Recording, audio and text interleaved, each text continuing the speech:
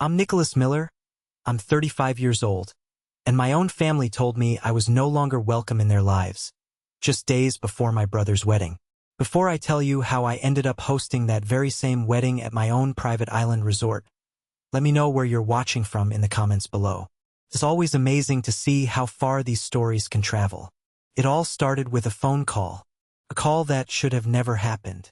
The phone buzzed on the polished glass of my desk, displaying a number I didn't recognize. I was in the middle of finalizing a quarterly report, the kind of boring but necessary work that pays the bills.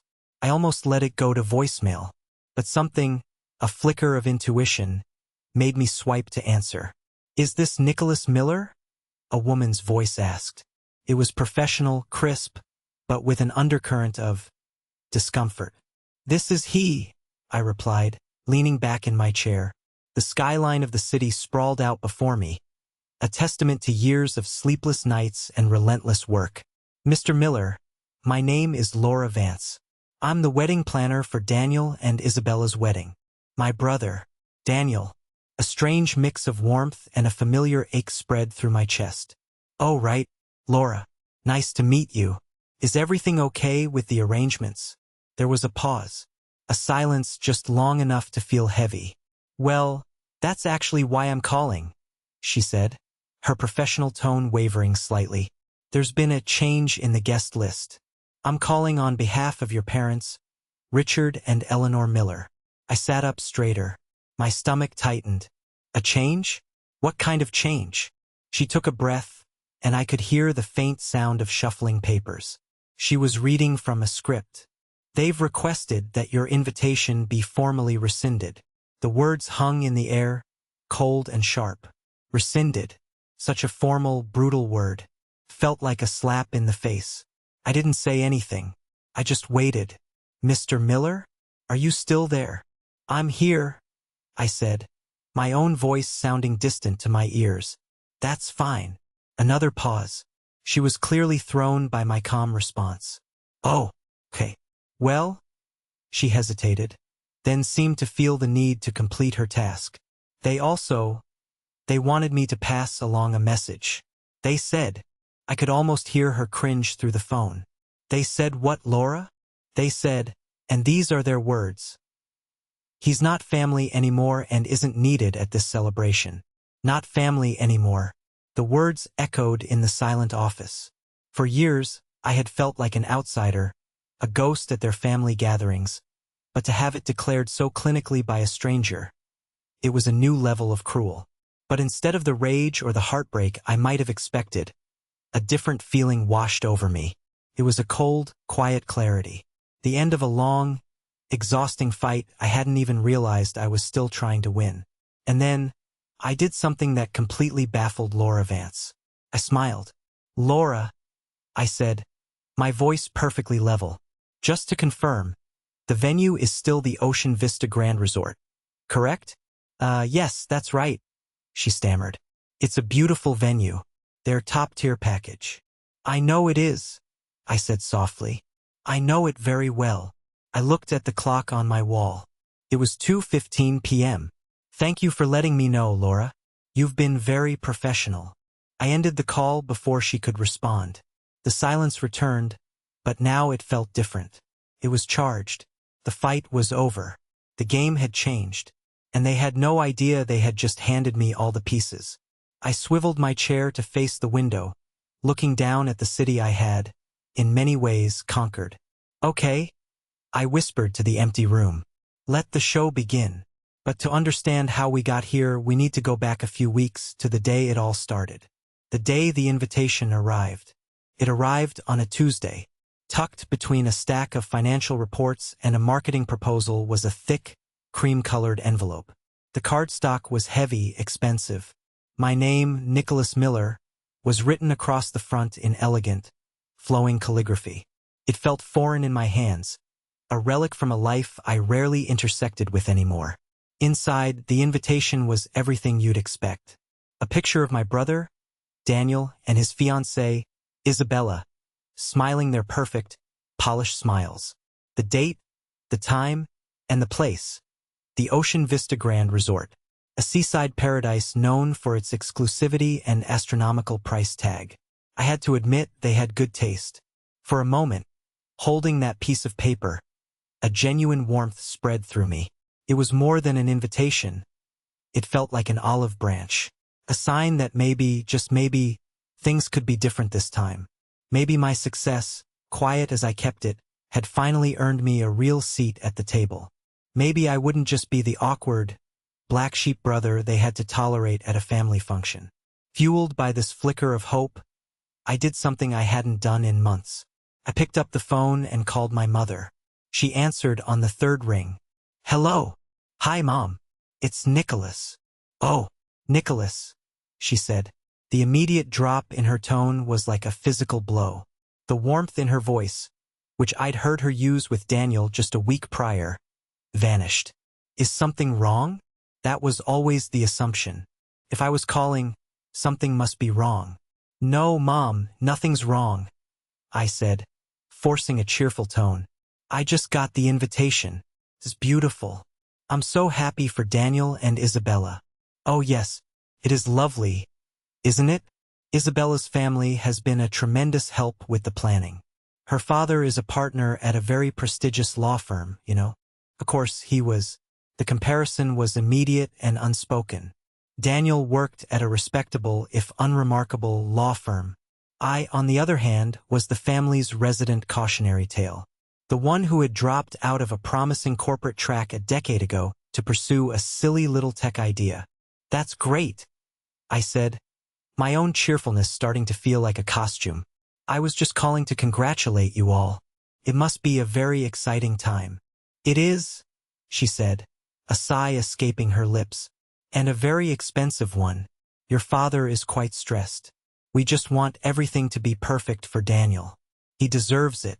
He's worked so hard to build a stable life." Every word was a carefully aimed dart. Stable life. Worked hard. The implication was clear. My life was neither of those things. "So, how is everything?" she asked, the vagueness of the question a clear sign of her disinterest. "Still doing your computer thing?" "The computer thing is going well, Mom," I said, my jaw tightening. I thought about telling her. I thought about saying, "Mom, the computer thing just acquired a major competitor in the European market. The computer thing is now a global hospitality tech platform." But I knew it was pointless. I tried before. I'd once mentioned a significant milestone, a major contract I had secured, and her response was to immediately change the subject to a small promotion Daniel had received. It was like her brain was physically incapable of processing my success. To her, I would always be the son who failed. The memory of that one family dinner years ago flashed in my mind. It was right after I'd quit my job. I was full of passion, trying to explain my vision for a streamlined, user-friendly booking software for boutique hotels. My father, Richard, had just stared at me over his wine glass, a look of pity on his face. "Son," he'd said, shaking his head slowly, "stick to what you know. A steady salary is worth more than a pipe dream. You'll be begging for your old job back in 6 months." Daniel had just smirked, a silent, "I told you so." That was the moment the wall between us went up. A wall built of their disappointment and my refusal to be defined by it. "Well, that's nice, dear," she said now, her voice already distant. "Listen, I have to run. The florist is calling on the other line. We'll see you at the wedding." The line went dead. I stood there, phone in hand, the silence of my large, empty apartment pressing in. The beautiful, expensive invitation on my counter suddenly felt like a mockery. It wasn't an olive branch. It was an obligation, a box they had to check. And the hope I had felt just minutes before curdled into a familiar, bitter resignation. The thing you have to understand about my family is that there was never any room for 2 successful sons. There was only room for one, and that role had been cast long before I ever had a chance to audition. Daniel was the golden child. I was the rough draft that got thrown away. Daniel did everything right according to my parents' playbook. He went to the right college, got the right degree, and landed a safe, respectable job as a corporate lawyer. His life was a straight line, a predictable and comforting trajectory that my parents could boast about at their country club. He bought a sensible house in the suburbs, drove a sensible car, and was marrying a sensible girl from a sensible family. He was their masterpiece. I, on the other hand, was a chaotic scribble in the margins. I was the one who asked too many questions, the one who saw the world not as a set of rules to follow, but as a system to be hacked and improved. When I left my stable corporate job, the one my father had pulled strings to get me, it wasn't just a career change in their eyes. It was a personal betrayal. It was a rejection of everything they stood for. The narrative of my failure became a cornerstone of our family dynamic. They never said the word, of course. They were too polite for that.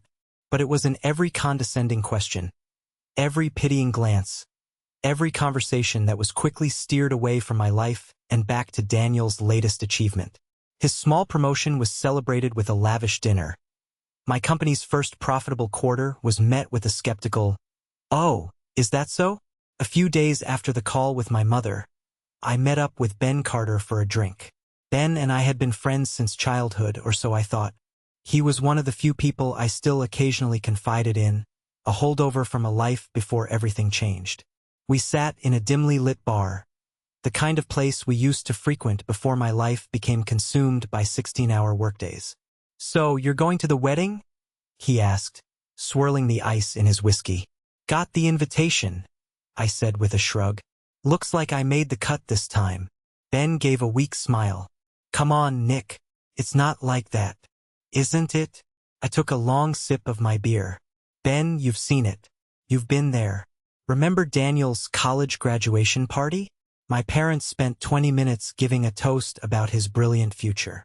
They didn't even mention I was in the room until my grandmother pointed me out." He winced at the memory. "That was rough, man. I'll give you that." "It's always been rough," I admitted, a wave of exhaustion washing over me. I wish for once they would see me. Not the kid who quit his job, not the guy who's struggling, but just me. I didn't realize my mistake until it was too late. I was being vulnerable. And with Ben, vulnerability was a weapon he would later use against me. I didn't know it then, but his own career had stalled, and a bitter jealousy had taken root. Seeing me, even if he didn't understand the scale of my success, still bothered him. He needed me to be the failure everyone thought I was. A week later, my mother called again. It was unusual. She never called twice in the same month. Her tone was stiff, accusatory.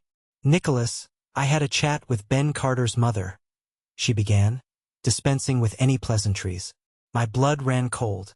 "She said Ben is very worried about you.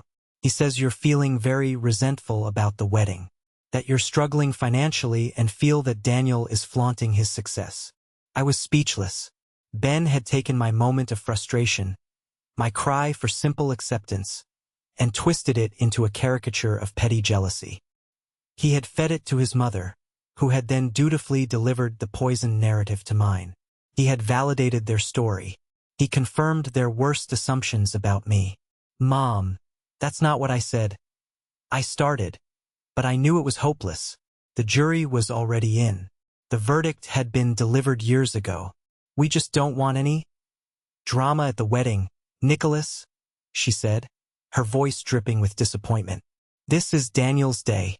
Can you please, for once, just be happy for your brother?"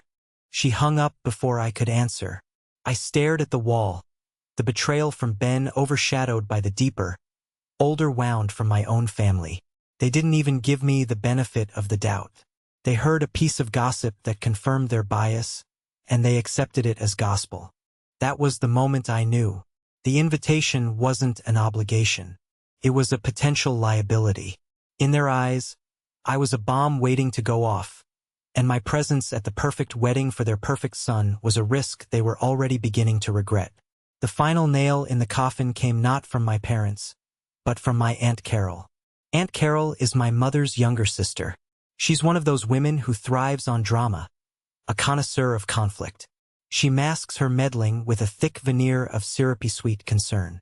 She's the family's unofficial intelligence agent, gathering whispers and rumors and weaponizing them to maintain her position as the central hub of all family information.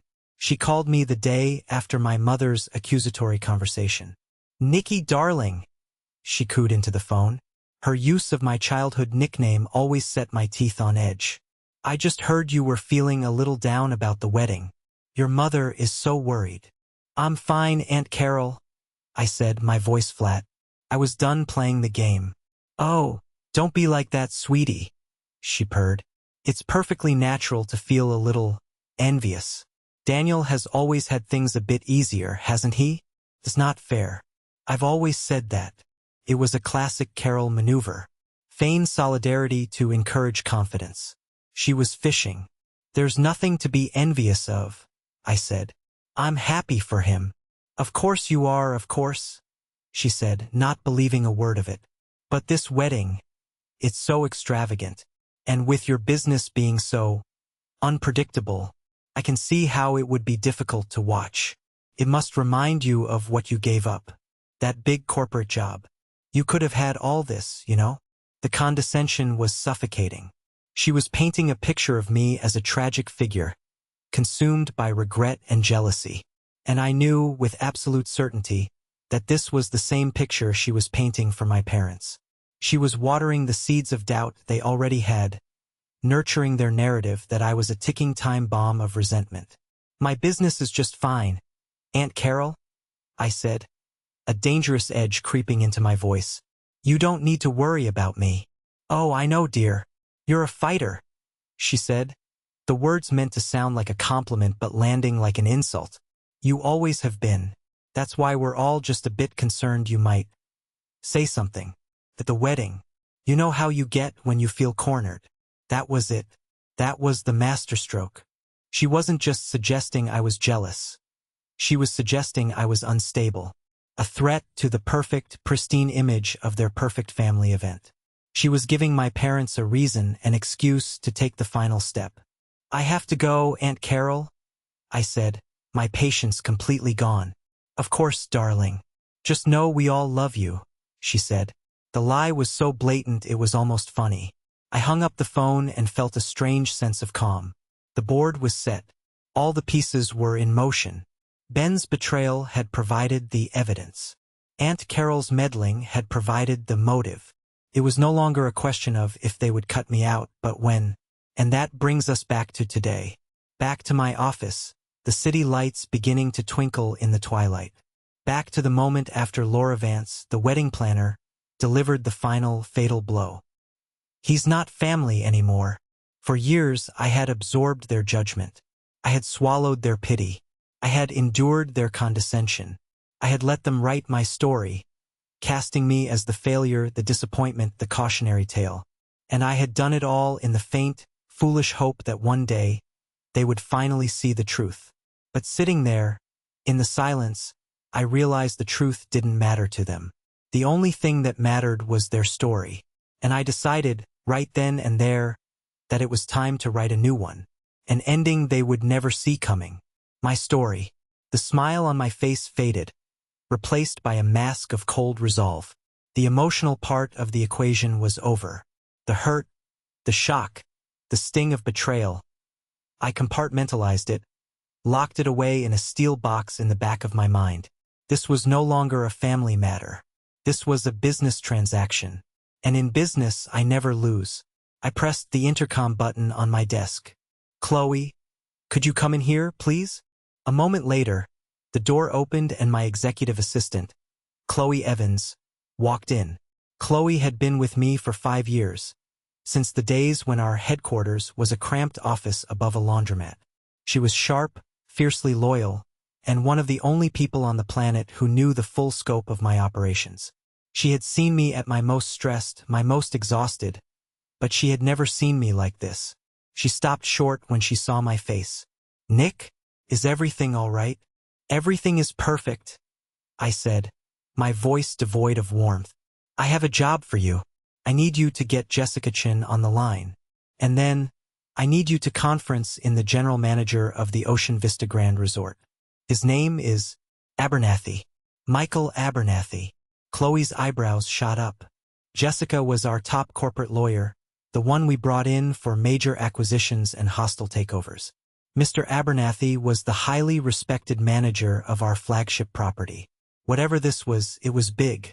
Right away, she said, no more questions asked. She knew my moods, and this was a mood that meant business. Within minutes, 2 lights on my console phone lit up. Jessica was on line 1, Abernathy on line 2. Patch them in together, Chloe, and I want you to stay on the line and record. Yes, sir, she said. I took a deep breath. Jessica? Michael? Thank you for joining me. Of course, Nicholas. Jessica's voice was all business. What's the situation? Good afternoon, Mr. Miller. Abernathy's voice was smooth and deferential. Always a pleasure. Michael, I began. You have a wedding booked for the last Saturday of this month. The family name is Miller. Daniel Miller and Isabella Vance. I heard the faint clicking of a keyboard as Abernathy pulled up the file. Yes, sir, I have it right here. The Grand Ocean Ballroom package. Fully paid. It's one of our biggest events of the season. It's cancelled, I said. The silence on the line was absolute. Even Chloe, who had heard me make ruthless decisions before, let out a barely audible gasp. Abernathy was the first to speak. His voice laced with confusion. Sir? Is he cancelled? There must be some mistake. The family hasn't contacted us. There is no mistake, I said, my tone leaving no room for argument. The booking is to be cancelled immediately. The reason you will provide is an unforeseen scheduling conflict with the venue's ownership that necessitates the use of the property. Is that clear? An ownership conflict? Abernathy stammered.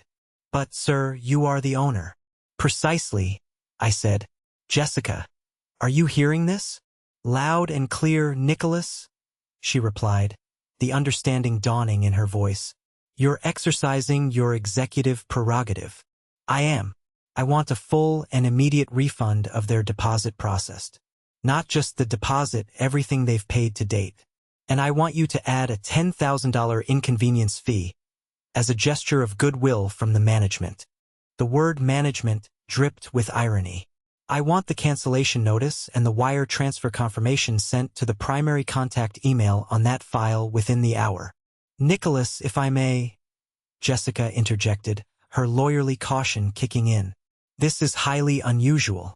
Could be seen as a breach of contract, even with the compensation. Do you anticipate any legal blowback? The only blowback I anticipate, I said, looking out at the city lights, is a very panicked phone call, and that is exactly what I want. Let them think the venue is screwing them over. Let them scramble. Let them feel, for just a moment, what it's like to have the world pulled out from under them. Do you understand your instructions? Perfectly, Mr. Miller, Abernathy said, his voice now steady. He understood. An order was an order. Crystal clear, Nicholas, Jessica confirmed. Good, I said. Make it happen. I ended the call and leaned back in my chair, the leather sighing under my weight. Chloe stood by the door, her eyes wide. Nick, she started. That was intense. Is this about your family? I finally looked at her, and for the first time I let the mask slip. She saw the hurt, the raw anger simmering just beneath the surface. They told me I wasn't family anymore, Chloe, I said softly.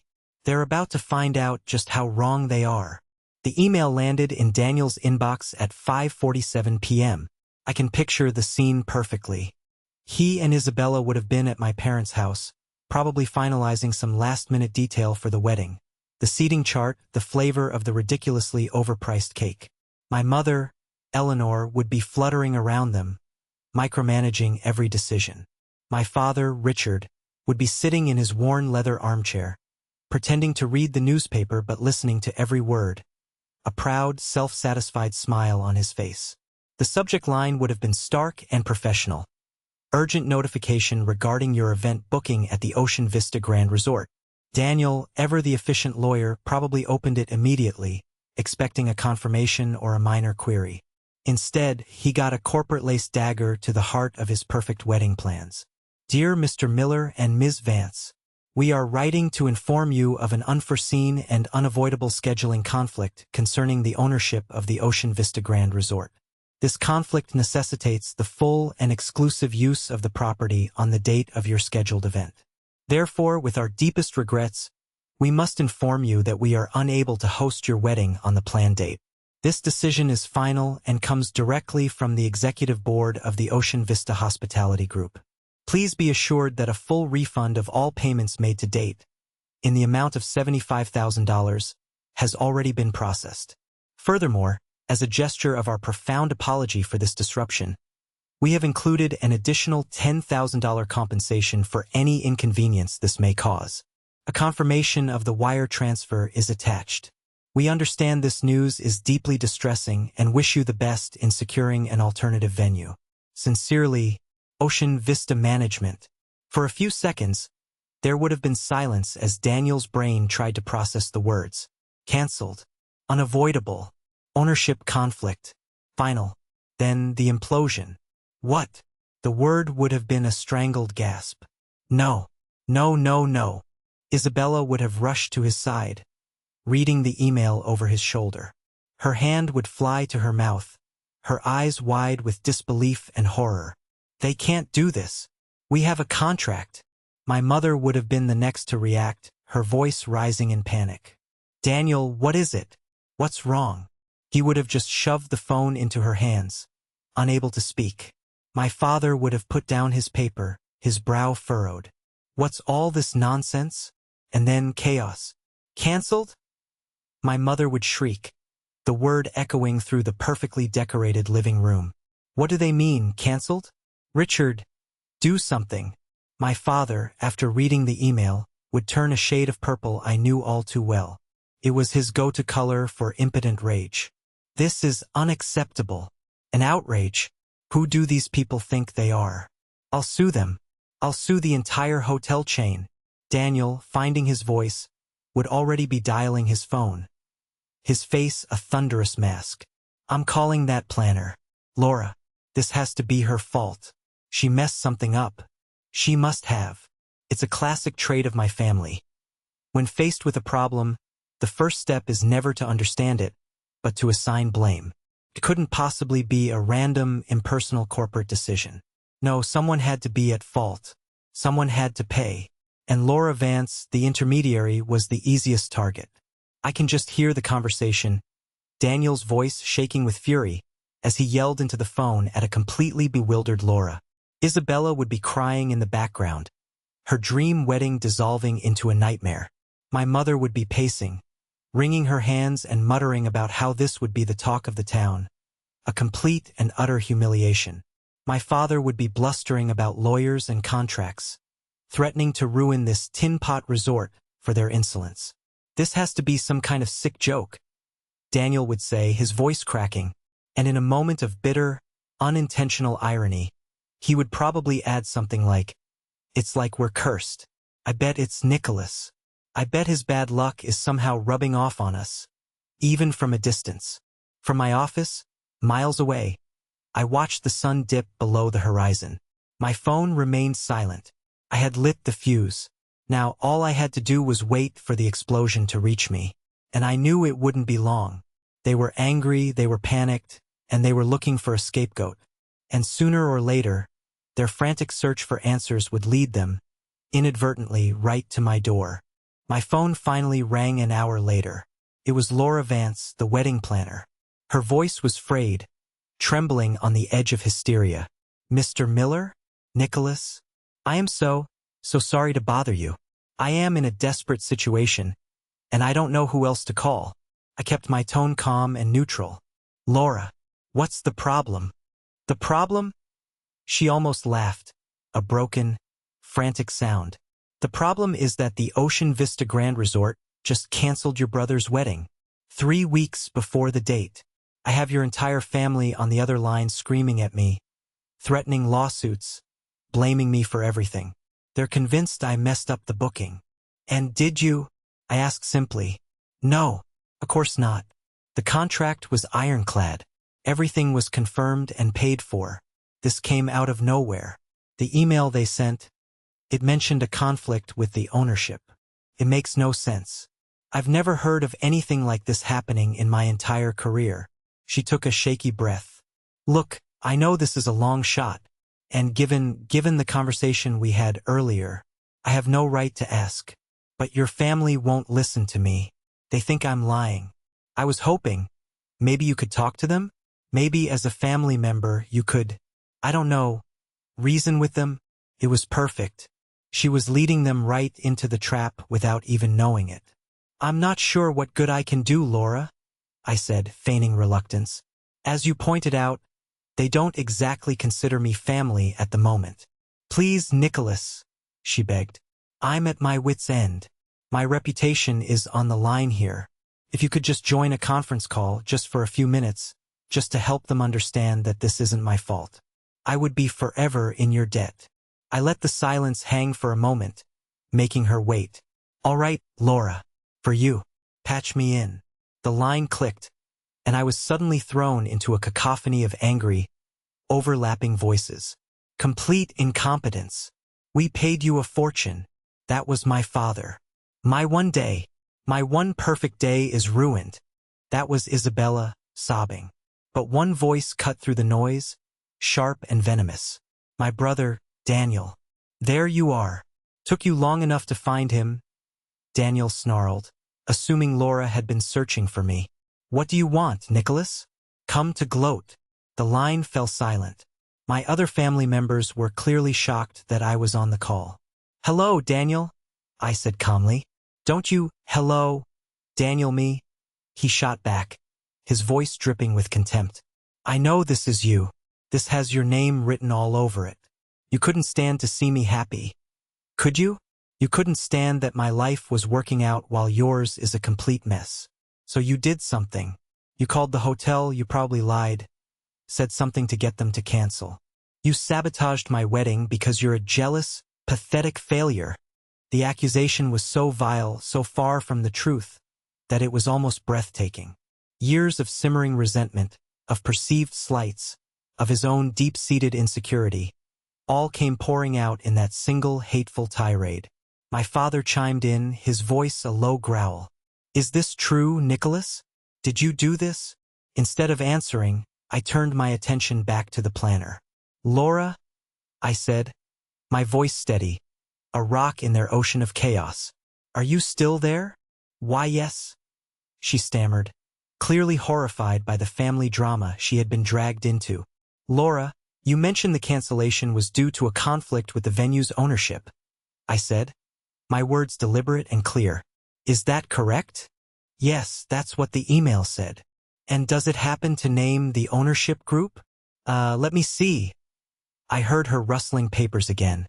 Yes, it says the decision came from the executive board of the Ocean Vista Hospitality Group. Thank you, Laura, I said. You've been very helpful. Then I addressed my brother directly, a chill creeping into my voice that silenced everyone on the line. Daniel, I said, you are right about one thing. This does have my name written all over it. Just not in the way you think. The silence that followed my statement was thick with confusion. I could practically feel them on the other end of the line, exchanging bewildered glances. Daniel's tirade had been so full of conviction, so certain of my role as the petty saboteur, that my calm, cryptic response completely disarmed him. What the hell is that supposed to mean? Daniel finally stammered, his anger momentarily replaced by suspicion. It means you're making assumptions, Daniel, I replied, my voice even. You've been making them for the last 10 years. My father, ever impatient, cut in. Stop playing games, Nicholas. If you have something to say, say it. We don't have time for your riddles. My son's wedding is in ruins. My son's wedding. I repeated the words softly, letting the possessive pronoun hang in the air. That's right. It's always about your son, isn't it, Dad? I decided to let them squirm a little longer. This wasn't just about revealing the truth. It was about making them confront the foundation of lies their relationship with me was built on. I turned my attention back to the only neutral party on the call. Laura, I said, my tone shifting back to something more professional, more controlled. I apologize for my family's behavior. They are under a great deal of stress. To clear up this confusion, I think it would be best if we got someone from the hotel's senior management on the line. Someone who can explain this ownership conflict in no uncertain terms. Laura seized the lifeline I'd thrown her. Yes, of course. That's a great idea. Who should I ask for? Here it was. The moment to play the ace I had kept tucked up my sleeve for so long. Ask for Mr. Abernathy, I said. Michael Abernathy. He's the general manager of the entire resort chain. Tell his office that Nicholas Miller requests his immediate presence on this conference call. Use my full name. They'll know what it means. Abernathy? My father scoffed. You think calling some middle manager is going to help? Nicholas, you're delusional. He's probably buddies with the night janitor. Daniel sneered, his confidence returning. He's going to get his friend to come on and lie for him. This is pathetic, even for you. I ignored them. Their mockery was like the yapping of small dogs at the feet of a giant. It was meaningless noise before the inevitable. Please do that now, Laura, I instructed gently. Right away, Mr. Miller, she said, her voice filled with a newfound respect. She recognized authority when she heard it. She put us on a brief hold, and the line was filled with tinny, generic hold music. My family, however, didn't stay quiet. I can't believe this, my mother whispered, her voice trembling. He's making a scene, just like Carol said he would. He's trying to humiliate us. Don't worry, Eleanor, my father grumbled. He's making a fool of himself. When this Abernathy fellow comes on, I'll give him a piece of my mind about his staff's incompetence and his friendship with our deadbeat son. I closed my eyes, a small, weary smile touching my lips. They were so predictable, so blinded by their own narrative that they couldn't see the cliff they were gleefully marching towards. They thought I was playing checkers. They had no idea I had been playing chess the entire time. And they were just a few moves away from checkmate. The music stopped. Laura's voice came back on the line, now sounding even more flustered than before. Okay, she said, her voice a little breathless. Mr. Abernathy's assistant patched me through immediately. He's joining the call now. A new voice entered the line. It was deep, calm, and exuded a quiet, effortless authority. This is Michael Abernathy. To whom do I have the pleasure of speaking? My father, never one to miss an opportunity to assert his perceived dominance, immediately jumped in. His voice was a booming, condescending baritone, the one he used when dressing down a subordinate. Mr. Abernathy, Richard Miller here. It's about time someone with some authority got on this line. I am the father of the groom whose wedding your establishment has just seen fit to destroy with less than a month's notice. I want an explanation, and I want one now. This level of unprofessionalism is staggering. Do you have any idea who we are? There was a beat of silence from Abernathy's end. It wasn't a confused silence. It was a calculating one. Mr. Miller, Abernathy began, his tone impeccably polite yet icy. I am aware of the situation with your son's event. The decision, I assure you, was not made lightly. Not made lightly? Daniel chimed in, his voice dripping with sarcasm. Oh, that's rich. You've ruined what was supposed to be the happiest day of my life. And you tell me the decision wasn't made lightly? What could possibly be more important than a fully paid, contractually obligated wedding? This was the moment, the precipice. Before Abernathy could respond, I spoke. My voice was quiet, but it cut through the tension like a knife. Mr. Abernathy, I said. This is Nicholas Miller. The shift in Abernathy's tone was instantaneous and seismic. The polite formality he'd shown my father vanished, replaced by genuine deference and respect. Mr. Miller, he said, and I could hear the warmth in his voice even through the phone. Good afternoon, sir. I received your message. I am at your complete disposal. How can I assist you? The line went dead silent. Utterly, completely silent. The sound of my father and brother's bravado deflating was almost audible. The whiplash was too severe, the change in dynamics too abrupt for their brains to comprehend. One moment, Abernathy was a faceless hotel manager they could bully. The next, he was addressing me, Nicholas, the family failure, with the kind of respect a subordinate shows to a powerful superior. I could picture their faces. The smug anger on my father's face would be melting into a puddle of confusion. The sneer on Daniel's lips would be frozen, his eyes wide with disbelief. My mother and Isabella would be looking back and forth between the phone and each other, trying to make sense of what they had just heard. I don't understand. My mother finally whispered into the void. Why is he talking to you like that? Daniel found his voice first, a choked, incredulous sound. What is this? Some kind of prank? Did you pay this guy, Nick? Is that it? Did you use what little money you have to pay off the hotel manager to play along with some pathetic power fantasy? The accusation was so absurd, so desperate, that I almost felt a pang of pity for him. He was so deep in his delusion that reality itself seemed like a conspiracy. I didn't answer him. I didn't need to. I let the deafening silence do the work. I let them sit in that uncomfortable, confusing space, their entire worldview beginning to fracture. The story they had told themselves for a decade was starting to crumble, and the noise of its collapse was the silence on the other end of the line. They thought they were in a shouting match. They didn't realize they were in a boardroom, and they were about to be informed that their shares had just been rendered worthless. Mr. Abernathy, I said, my voice cutting through the heavy silence, calm and deliberate. My family seems to be under some misapprehensions regarding the cancellation. They believe it to be either an error on the part of the wedding planner or a malicious act on my part. Could you please clarify for them the official reason for this decision? This was it. The point of no return. I was no longer defending myself. I was simply requesting a statement of fact from my own employee. Of course, sir, Abernathy said, his voice a model of professional clarity. He was no longer speaking to my family. He was addressing me, but ensuring they heard every word. As stated in the official correspondence, the cancellation was due to a non-negotiable directive from the ownership of the Ocean Vista Hospitality Group. The owner has decided to make personal use of the property on that date. My father, clinging to the last vestiges of his authority, sputtered, "The owner? Who is this owner? I want his name.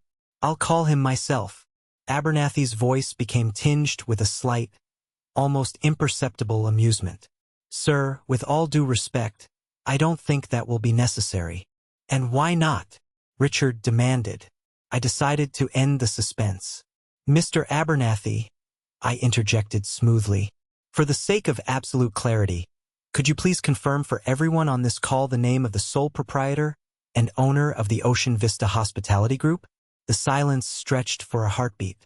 It was the most dramatic pause I had ever witnessed. It was the intake of breath before the thunderclap. And then Abernathy delivered the line that shattered their world. "Certainly, sir," he said, his voice ringing with indisputable authority. "The founder, sole proprietor, and chairman of the board for the Ocean Vista Hospitality Group is Mr. Nicholas Miller, the gentleman you are speaking with right now." Boom. The silence that followed was not empty. It was filled with the sound of collapsing realities. It was the sound of a decade of smug superiority, of pitying glances and condescending remarks, all turning to ash in an instant. I heard a gasp. It might have been my mother, or Isabella, or both. Then, a choked sound from Daniel. That's not possible. That's a lie." "I can assure you, it is not a lie," Abernathy said, his voice hardening slightly at the challenge to his integrity. "I am looking at the corporate ownership filings right now. Mr. Nicholas Miller acquired the O'Malley Hotel Group 3 years ago and has since restructured it into the Ocean Vista Hospitality Group, which now includes 7 premium resort properties across North America and the Caribbean. My employment, and the employment of the 2,000 other staff members in this company, is at the discretion of Mr. Miller." Every word was a hammer blow, dismantling the flimsy structure of their narrative about me. 7 properties, North America and the Caribbean, 2,000 employees. These weren't the statistics of a failure. These weren't the numbers of a man struggling with his little computer thing. But his startup, my father stammered, his booming voice reduced to a confused murmur. It failed. He lost everything. I decided it was time to speak for myself again. It was time to deliver the final, killing blow to their most cherished story. It didn't fail, Dad, I said, and for the first time, I let the years of frustration and hurt color my voice. You just stopped listening. You never asked. You assumed. You heard what you wanted to hear because my failure made Daniel's mediocre success look like a triumph. I took a deep breath. Mr. Abernathy, could you do me one more favor? Anything, sir. Could you pull up the public records for the acquisition of a tech company called Streamline Systems about 3 years ago? I believe the acquiring party was a Hospitality Holdings Corporation. A few clicks of the keyboard. Yes, sir, I have it. Streamline Systems, a booking and logistics software firm, was acquired by the O'Malley Hotel Group for a sum of, my goodness. Abernathy paused, genuinely taken aback by the number. He cleared his throat. It was acquired in an all-cash deal for $87 million. The only sound on the line was a sharp, sudden sob from my mother. $87 million. The number, so specific and so immense, was undeniable. It was a fact, recorded in the public domain, that completely invalidated their decade-long fiction. My failed startup hadn't just been a success. It had been a monumental one. It had been the foundation of an empire they never knew existed. The game was over. Checkmate. The silence on the line was no longer one of confusion. It was the silence of shock. The silence of utter, world-altering humiliation. The false kingdom my parents had built, with Daniel on the throne and me in the dungeon, had just been leveled by a single, undeniable truth. Daniel was the first to break. His voice was a broken whisper, unrecognizable from the arrogant man who had been screaming at me just minutes before. 87 million?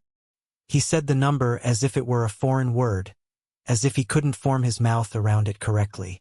It was a figure so far beyond his comprehension, so far outside the neat, predictable world of his corporate law salary, that it simply didn't compute. That was the initial sale, I said, my voice flat and devoid of triumph. I felt no joy in this, only a profound, hollow sadness.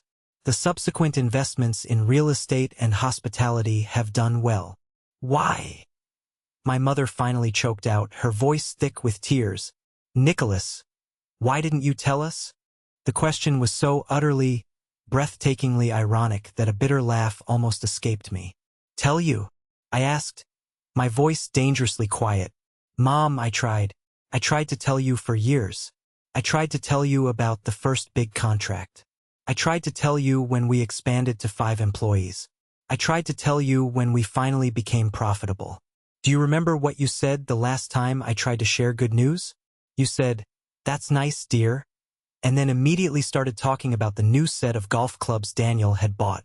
You didn't listen. None of you ever listened. I turned my attention to my father. Dad, you told me I'd be begging for my old job back in 6 months. You called my dream a pipe dream. You built a narrative of my failure and you polished it every single day. Why would I share my success with people who were so clearly invested in my defeat? Richard was silent. For the first time in his life, my father, a man who had an opinion on everything, had absolutely nothing to say. He had been proven wrong. Not just wrong, but catastrophically, spectacularly wrong. His judgment, the bedrock of his patriarchal authority, had been revealed as a complete and utter sham. Isabella, the bride-to-be whose perfect day was at the center of this storm, finally spoke.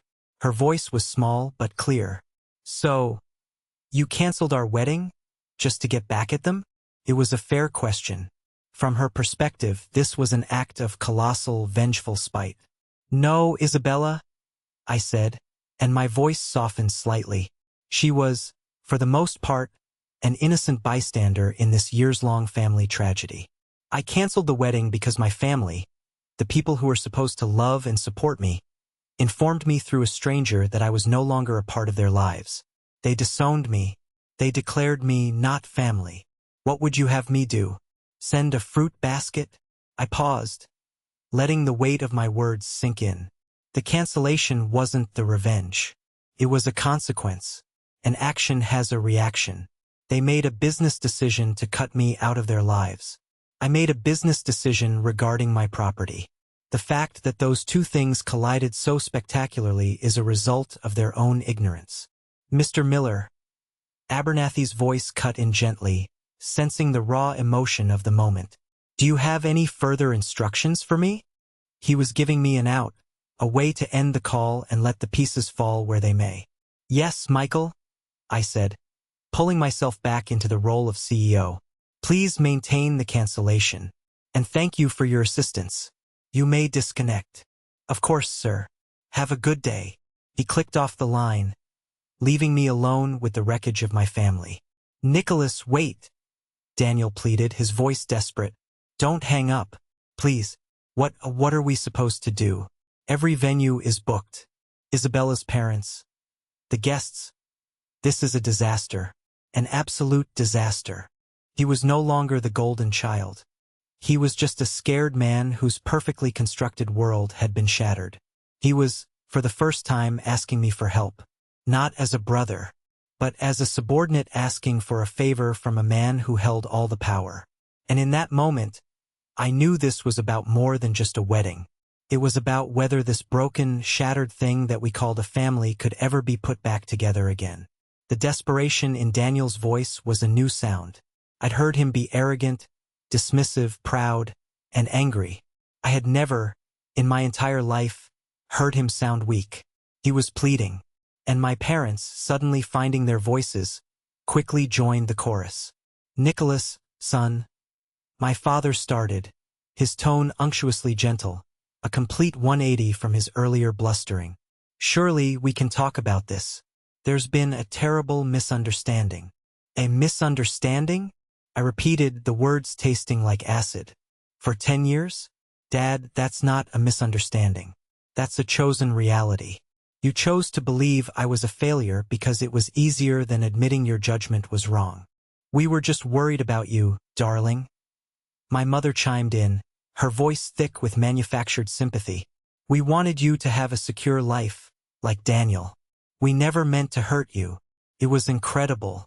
Even after the world-shattering revelation, their first instinct was to rewrite history, to smooth over the jagged edges of their cruelty with the platitudes of parental concern.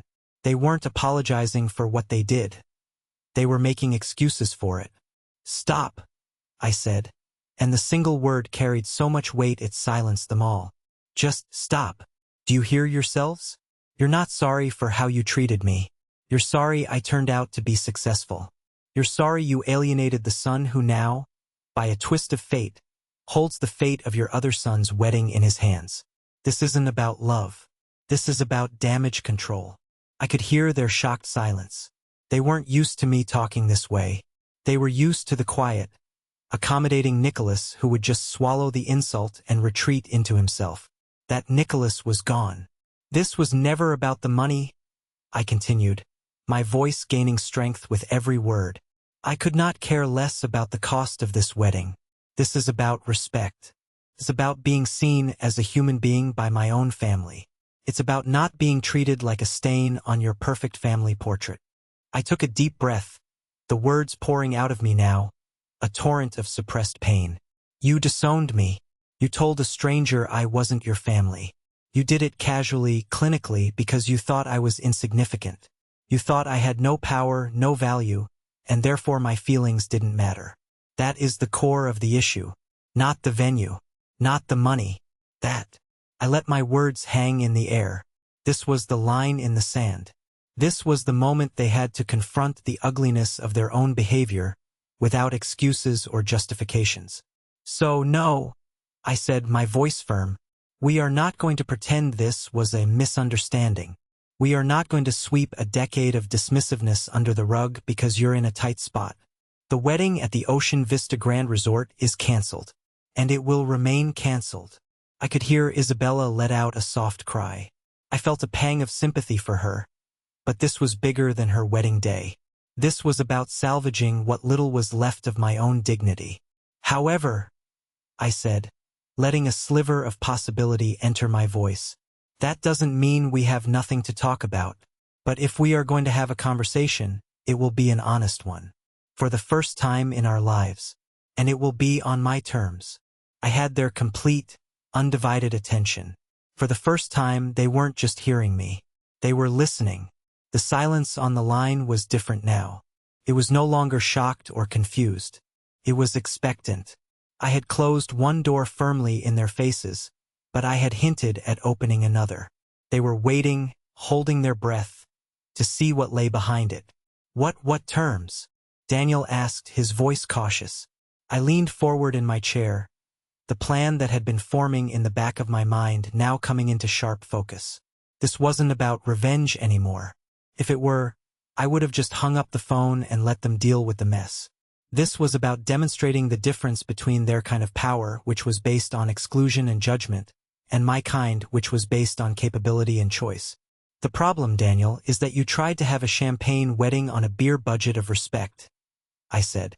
You wanted the appearance of a perfect family, but you weren't willing to do the work of actually being one. That's not fair, he muttered. Isn't it? I countered. You were perfectly happy to have me excluded when you thought I was an embarrassment. The only thing that has changed is the name on my bank account. So here is my offer. It's a one-time deal. I paused, letting the tension build. The Ocean Vista Grand Resort is off the table. As I said, I have personal plans for it. However, I have another property. It's not part of the public chain. It's a private estate on Catalina Island. It has its own beach, a helicopter pad, and a staff that can accommodate up to 300 guests on very short notice. I could hear their minds racing, trying to process what I was saying. Private estate, Catalina Island. I will host your wedding there, I continued. I will cover the entire cost. The venue, the catering, the staff, the flowers, everything. It will be more beautiful and more exclusive than anything you could have booked at the Grand Resort. I will give Isabella the wedding of her dreams. Free of charge. The offer hung in the air. A stunning, unbelievable proposition. You would do that? My mother asked, her voice filled with disbelief. Yes, I said, but on one condition. Anything, Daniel said immediately. My condition had nothing to do with money or apologies. Not yet. Those would have to be earned, not coerced.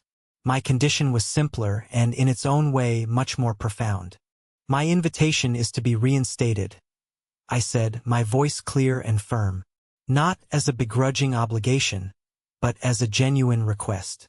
I will attend the wedding not as a guest, but as your brother. And I will be treated with the respect that title implies. That is my only condition. You will welcome me back into the family, publicly and unequivocally. The rest, the apologies, the long talks, that can come later.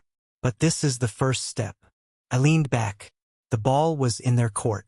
I had offered them an incredible gift, a solution to their nightmare. But it came at a price. Their pride. They had to admit they were wrong.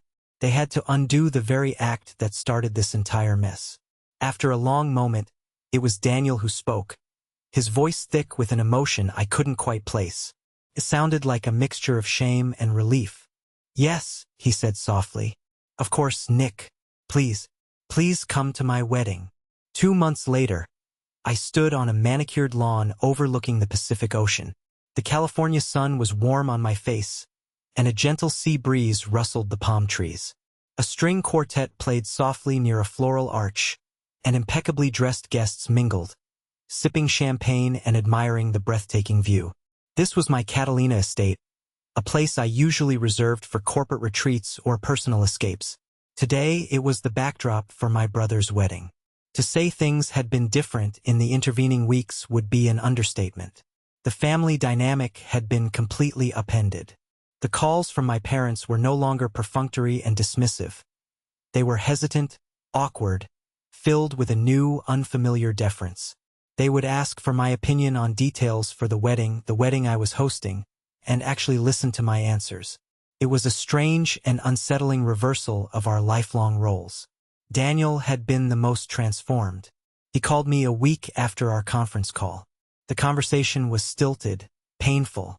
He stumbled through an apology that was both clumsy and, I felt, sincere. He admitted that he had been caught up in our parents' narrative for so long that he never stopped to question it. He saw me not as his brother, but as a rival in a competition he didn't even realize he was winning by default. Now, seeing him at the end of the aisle waiting for Isabella, he looked different. Less arrogant, more grounded. When he saw me taking my seat in the front row, he caught my eye and gave me a small, grateful nod. It wasn't a solution to all our problems, but it was a start. The wedding itself was flawless. My staff, led by the unflappable Mr. Abernathy, who had flown in specifically for the event, performed with their usual perfection. Isabella was radiant, and as she walked down the aisle, I saw a genuine, unadulterated happiness on my brother's face that I hadn't seen since we were kids. For a moment, all the bitterness, all the history, faded away, and I was just a man watching his brother get married. My parents were a study in quiet bewilderment. They wandered through the event as if in a daze, overwhelmed by the casual, understated opulence of it all. They knew I was successful now, but seeing it, feeling it was another matter entirely. This wasn't the flashy, insecure wealth they understood.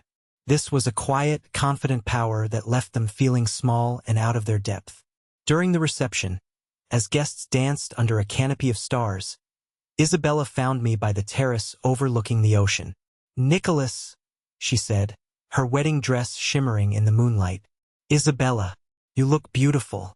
Congratulations." "Thank you," she said, her smile genuine, "for everything. This is more than I ever could have dreamed of." She paused, twisting the stem of her champagne flute. "And I wanted to apologize." I raised an eyebrow. "For what?" "For believing them," she said, her gaze direct and unflinching. "I listened to the stories. I believed you were what they said you were. I never questioned it. I saw how they treated you and I went along with it because it was easier. And I am so sorry for that. You deserved better." Her apology, unsolicited and sincere, meant more to me than any of the stilted, obligatory words from my parents. She saw the truth, and she was willing to own her part in the fiction. "Thank you, Isabella," I said, and I meant it. "That means a lot." She nodded, then looked over at Daniel, who was laughing with some old college friends. "He's changing, you know," she said softly. "This whole experience, it shook him. It made him look at himself, at our family, in a way he never had before. I think you may have saved more than just his wedding." She squeezed my arm gently and then rejoined her husband on the dance floor. I stayed on the terrace, listening to the distant sound of the waves. Maybe she was right. Maybe this wasn't an ending. Maybe, just maybe, it was a beginning. The day after the wedding, the guests were gone. The music had faded. All that remained was the family. We sat on the large, sun-drenched patio of the main house, a fragile truce hanging in the air. The perfect wedding was over. Now came the messy, complicated part. The truth started, surprisingly, with Daniel. He sat across from me, looking exhausted but clear-eyed. "Nick," he began, and the others fell silent. "There's something else you should know. A reason why I was so on edge about this wedding." He took a deep breath. "The truth is, I'm in over my head. Financially, my law firm, it's not as lucrative as I let on. I got a promotion last year, but the pay bump was minimal. We bought a house we couldn't really afford. Isabella's parents helped with the down payment, and there was this pressure to keep up appearances, to have this huge, perfect wedding that would signal to everyone that I was as successful as Dad always boasted I was." He looked down at his hands. "We were putting most of it on credit cards. When the resort canceled, it wasn't just the humiliation. It was the fear of financial ruin. I acted like a jerk because I was terrified. And it was easier to lash out at you, the person we'd all designated as the family scapegoat, than to face my own failures. It was a stunning confession. The golden child, the pillar of stability, was admitting his perfect life was a facade. My father looked uncomfortable. My mother looked heartbroken. They had pushed him so hard to be their icon of success that they had driven him to the brink. As we were absorbing this, my young cousin Leo, who had stayed on with his parents, wandered over. He'd always been a sweet kid, one of the few relatives who had always been kind to me. He was fiddling with his phone. "Hey, Aunt Eleanor," he said innocently. "I was just looking at the pictures from the wedding. Aunt Carol posted a bunch." My mother stiffened at the mention of her sister's name. "Oh, that's nice, dear." "Yeah," Leo continued, oblivious to the tension. She wrote this really long caption. It says, "So proud of my wonderful nephew Daniel and his beautiful bride. So glad they managed to have a perfect day despite the unnecessary drama and jealousy from those who wish them ill. Family should always lift each other up, not tear each other down." It's weird. She said almost the exact same thing to me on the phone last month when she was asking about Uncle Nick. The silence that followed was electric. Everything clicked into place. The final piece of the puzzle. Carol's sweet, concerned phone calls. Her worry about my jealousy. Her careful, poisonous whispers. Ben Carter may have provided the kindling, but Aunt Carol had been the one fanning the flames, turning my parents' quiet prejudice into an inferno of judgment. She had orchestrated the drama she was now so piously condemning on social media. My mother's face went pale. "Carol?" she whispered, the realization dawning on her. She looked at me, her eyes filled with a new, horrifying understanding. "Oh, Nicholas, what have we done?" It was all out in the open now. Not just their dismissiveness, but Daniel's insecurity, my parents' misplaced pride, and the insidious manipulation from within their own circle. The fiction they had created about me wasn't just their own invention. It had been co-authored by jealousy and fear. They had no more excuses, no more narratives to hide behind. All that was left was the raw, uncomfortable truth, and the question of what, if anything, we were going to do with it. This was no longer just about me being wronged. It was about a family system so broken that it nearly destroyed itself from the inside out. Months have passed since the wedding on the island. The fragile truce of that morning on the patio has slowly, painstakingly, begun to evolve into something more resilient. It's not perfect. It's not a fairy tale ending where all wounds are instantly healed. There are still moments of awkwardness, conversations that tread carefully around years of unspoken hurt. But it is, for the first time, real. My parents are trying. They call and they ask questions about my life, and they actually wait for the answers. My father even asked for my opinion on a business matter the other day, a gesture so monumental in its humility that it almost knocked me off my chair. We are learning a new language, one based on mutual respect rather than outdated roles. The biggest change, though, has been in Daniel. He and Isabella sold their oversized house and moved into a place they could comfortably afford. He took the first step in untangling himself from our parents' expectations, and in doing so, he found a different kind of freedom. Last week, my phone buzzed with a text from him. It wasn't a stilted apology or a request for a favor. It was a screenshot of a business article. "Thought you'd find this interesting," the message read. "The market trends look like they favor your logistics division for the next quarter. Curious to hear your take." I smiled. He wasn't just talking to me. He was seeing me, the brother who was good at this stuff, the expert, the peer. I texted back, "Let's grab a drink next week and talk about it." His reply came back instantly. "Looking forward to it, brother." Brother. He hadn't called me that, not in that way, in over a decade. Wealth is a strange thing. Can buy you a company. Can buy you a resort on a private island. Can give you the power to cancel a wedding with a single phone call. But it can't buy you respect. Can't buy you understanding. Can't mend the broken pieces of a family. I had to lose my family to finally be seen by them.